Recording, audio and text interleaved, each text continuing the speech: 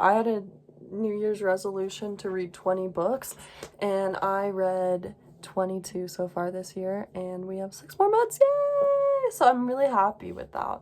But not all of the books that I started out reading do I even own. Some of them were lent to me, and then others of them were read on Kindle. So I don't have them, so we're just going to quickly talk about those ones, and then we're going to talk about the ones I do have in front of me. So the first book I read was lent to me by a friend, and it was called Eat, Love, Pray, and I was kind of highly critical of it, but looking back, it's really stuck with me, and I give it a 7 out of 10, just because I don't love everything about it, but I do like it, and I do like how she I'm so envious of her whole travel, honestly. Like, I just love it, low-key, and I love that. And honestly, like, I kind of was harsh on it because I was like, oh, this is not my perspective, but that's what reading's for. It's about, seeing new perspectives. And then I read Deathly Hallows and Half-Blood Prince, and those were the final Harry Potter books. I've been trying to finish them since 2018, and I was not disappointed. J.K. Rowling is fucking amazing. 10 and 11 if I didn't already say, because the last book exceeds excellence. Beautiful. A North Korean girl's journey to freedom. Now I could have that title fucked up, by Yomi Park or whatever. Very sad, very eye-opening, can show you how easily society can be brainwashed by your own government. And also just very telling of sex trafficking and a lot of other things that are going on in the world. It was very sad to read.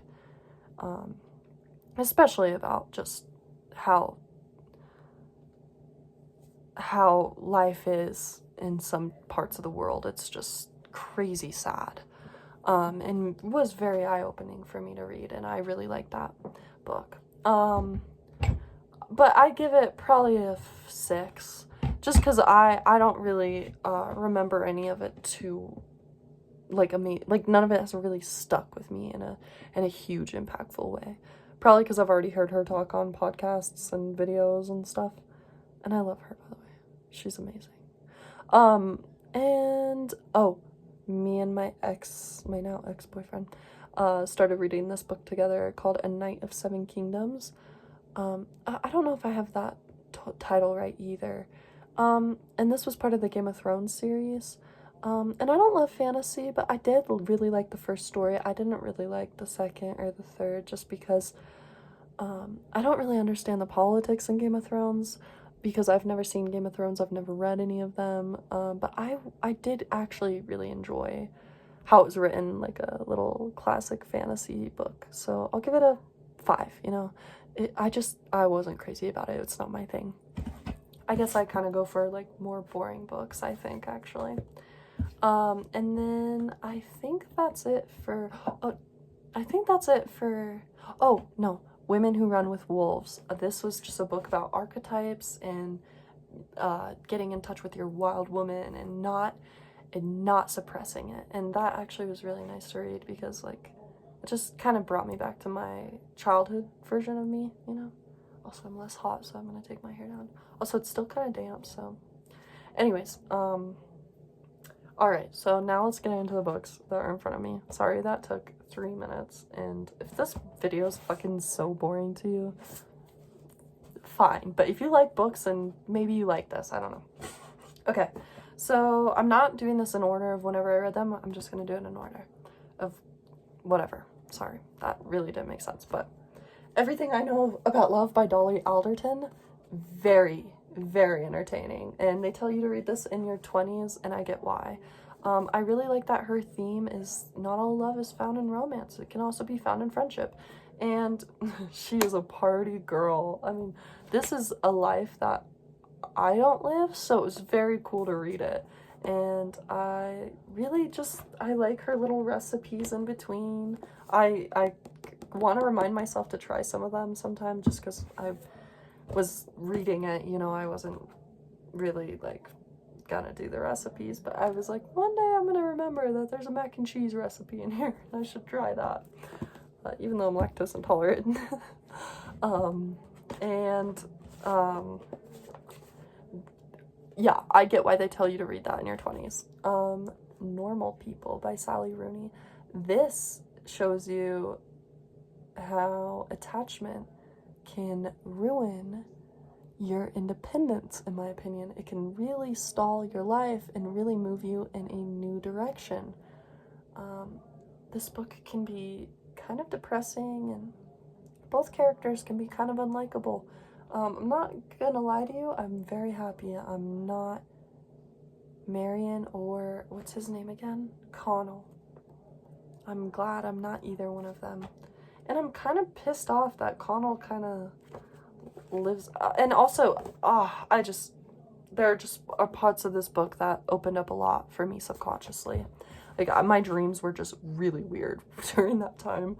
The Notebook is my comfort book. I've read this book like 3 times. I return to it almost annually because I find it so comforting. I love Noah and I love Allie. And I know some people criticize Nicholas Sparks' writing, and I don't blame them because I do understand how it could be kind of simplistic in a way, kind of like he just kind of states things, and, you know, people are critical in the writing world. They really are, and I don't blame them.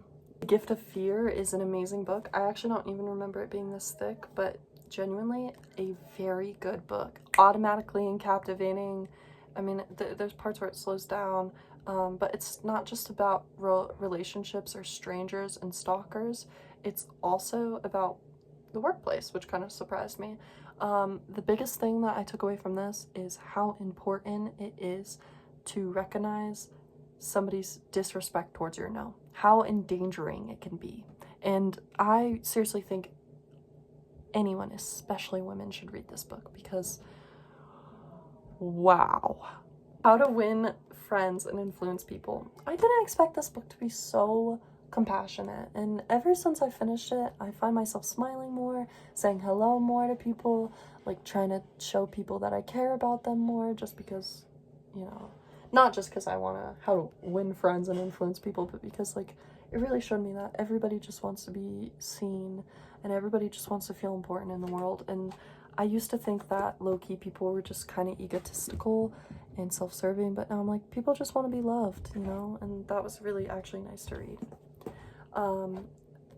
I can't believe I read this, but the U.S. Constitution and Other Key American Writings, I even underlined and took notes in this one, which I actually did in How to Win Friends and Influence People too, but I actually loved reading this, and I made like a little way of looking through the table of contents, or contents, I don't know why I always do that, continents, but anyways, I will be giving this book to anybody who's taking a U.S. history class, just because I think this is, like, I wish I had this, like, when I was in a U.S. history class, honestly.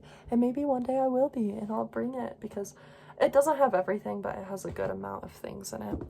And there were parts that were unbearable, like the Social Security Act was pretty hard to read through, but, you know, like, I mean, that's what you get. And I just liked reading it, and I was, like, really reflecting on how the country was, like, formed, and I'm like, bro, it's actually kind of scary. Sense and Sensibility. I'm more sensibility. I'm more like Marion than Eleanor, but I really like this book. I didn't really like how it ended, though, but I really like this book, and I recommend. It was my first Jane Austen book, and I'm definitely going to be reading more, because it was just fucking slay. Little Woman. Okay, I read this book whenever I was 15, and I didn't realize how much of it I didn't understand until I reread it now. I love the characters. Something about them feels like home, and I love Joe. Whenever I first read it, I really was like, Joe, why don't you just love Lori? But whenever I read it back, I was like, Lori, what? Bro, she's been so clear that she's not interested in anyone. Like, she just wants to be her own woman, you know? And I just love Joe. I think she's one of the best characters ever in literature. And then that brings us to Flowers on the Moon by Billy Chapata. I didn't know Billy Chapata was a male whenever I read it. Think what you want of that statement. I didn't know that. This is kind of that, like, in your notes app kind of poetry, which I don't always love, but I like this one because I kind of relate to it in my life. Like, I'll read you the opening. There's nothing ordinary about you. There's nothing simplistic about you. There's nothing mediocre about you. Look at how far your resilience has brought you. Look at how your being has protected you along the way. Look at how you have managed to get this far through all the mistakes, bad decisions, and wrong routes you've taken.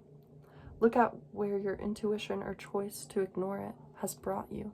Look at how all the pain and heartache you've suffered have birthed a new you. I'll stop there, but like, you have no idea. That's literally my life. Like, I really liked that. I like the message, even though I do find some of the poetry kind of anyone could write it.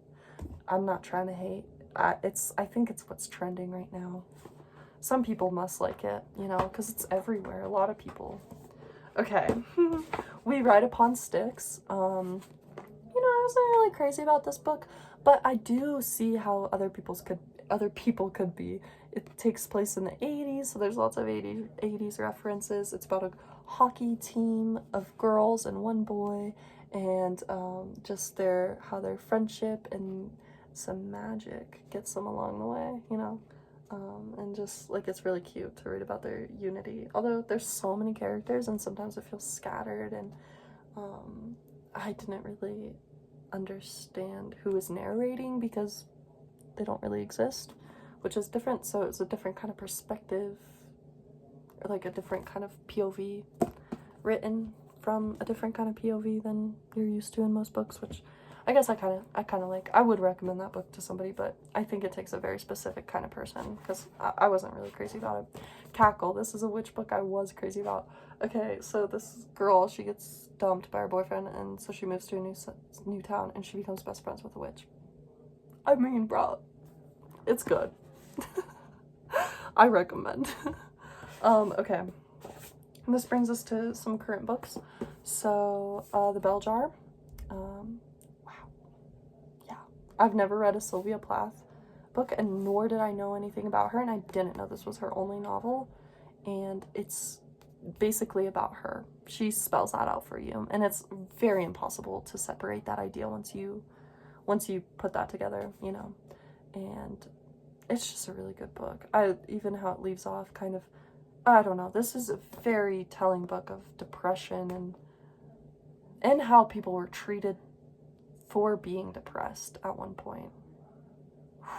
It's a heavy read in my opinion. Okay, The Stranger. Yeah, see, now we're getting into the depressing, by Albert Camus. They say to read this whenever you're 22. It's actually just, I can't even put into words this book. It's a depressing read, you know. It showed me, okay, this is kind of fucked up that this is like one of the only things I took away from the book, but it showed me how badly I do not want to be in jail. Like, I'm like, oh my god. Okay.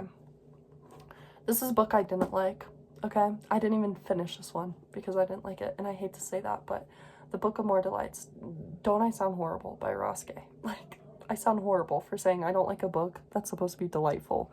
But honestly, from what I experienced, he didn't even seem that delighted.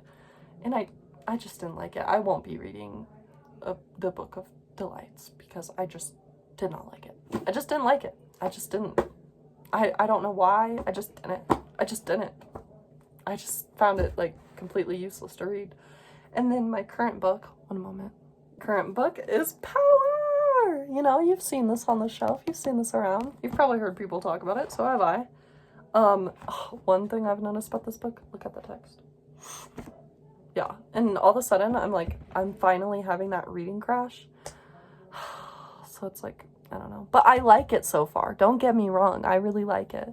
And so, I don't know. If you like this video, then... Oh, God, it feels weird to say this. But if you like this video, then... I mean, I won't be speed running them in the future. I'll probably be like, this is this book. Blah. Book review. But since I just want to catch up with everything I read, because those are amazing books and they deserve some recognition, even the one that I don't like. So yeah, I really love reading, and I think if you if you love reading, you should try some of those, especially if you're 20 too, because like some of those are really good and like show you're not alone. Like especially like The Stranger, I was having an existential like breakdown on this train, and then I read that book and I was like, oh my god, none of my ideas are just my own, like everyone feels this way, this is crazy. So anyways, sometimes reading can make you feel less alone, and so thank you for watching, and I hope you enjoyed it. And yeah, if you didn't, that's fine. It is just 15 minutes of me rambling about books, but if you care to listen to rambling about books, then thank you. I love you, I guess, I don't know.